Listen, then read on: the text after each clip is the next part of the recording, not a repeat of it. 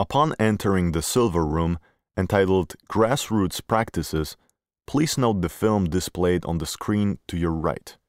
It is the new film by Joanna Rajkowska from 2007 titled Oxygenator. It documents the process of creating one of the most interesting social projects in Warsaw, the Oxygenator at the Grzybowski Square. The work refers to one of the objects erected in 2007 in a place affected by a very traumatic and tragic history of the Warsaw Ghetto and the Holocaust. The film is an observation of both the emergence and generation of a local community around the installation.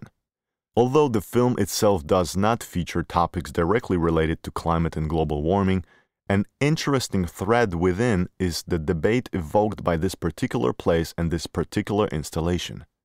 In the film, you can see and hear how the audience was divided into those who believed a piece like that should not have been installed in that place, how the defenders of the installation emerged, and how the work itself disappeared from the map of Warsaw a year later. It is a pars pro toto for a discussion which today begins around every project which refers to positive change in the face of climate change and the warming of our city. When you turn towards the Silver Wall, you can see two photographs showing rain gardens, prepared by the Sędzimir Foundation, which is involved in grassroots advocate work and projects related to the issue of small retention and collecting rainwater, which every year becomes scarcer in urban areas. Particularly in Warsaw, which lately has suffered a lot from drought, and this is one of the projects which refer us to grassroots practices that stem directly from the experience of our parents and previous generations. The next one is a photograph of Plac Defilat titled Let the Square Breathe, Breathe Square, prepared as part of the Futu Wawa project in 2016 by Patrycja Sołtany-Sapko and Michał Sapko, featuring the surroundings of Plac Defilat and the Palace of Culture and Science made greener, with water features and park-like spaces. Spaces and visions which will not come true, which are more of futurist than realist visions, but which could be carried out in a strongly urban setting. Next to this photo, we can see several photos of allotment gardens, which recently have entered their second youth and gained popularity once again, as well as a photo from Sady Żoliborskie featuring a drinking fountain executed as a project from the community budget which provides access to drinking water for every resident, both human and non-human. Next, you can see projects involving water collection or planting greenery in allotment gardens and grassroots solutions, which at a larger scale could impact microclimate in the city. When you turn towards the cabinet, you will see the project of one of the drinking fountains prepared in 1936 for the General Sowiński Park in Wola. It was one of the few places like that in a strongly urbanized and very industrial part of the city.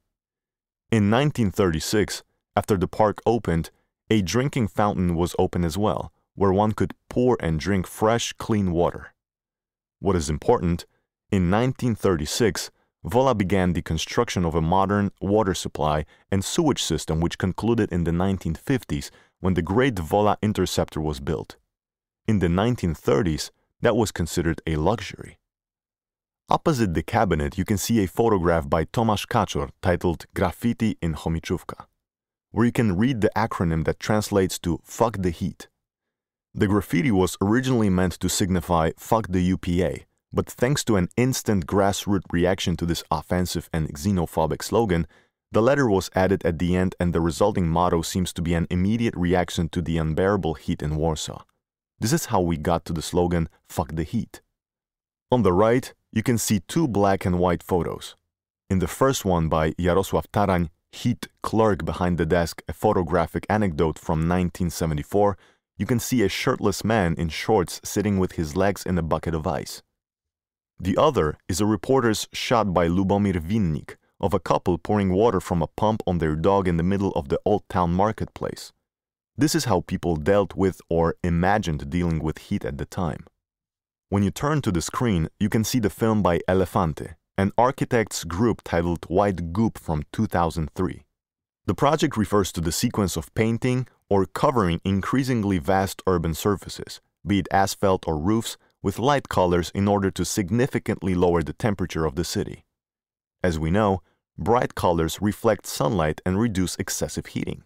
When you're headed towards the exit to the room about grassroots practices, please note the 3 sequences of reprints from the 1937 Kurier Warszawski.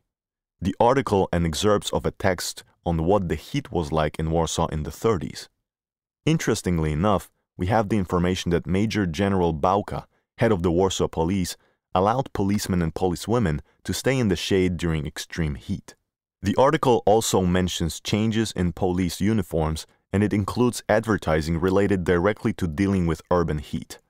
On one side, we have an article about the fact that there is no place in Warsaw to drink coffee, tea, or eat something in peace due to the heat, and immediately there's an advert for Cafe Club, located in Nowy Świat Street in the building which until recently housed Empik, which in 1937 was the first and only air-conditioned venue in Warsaw.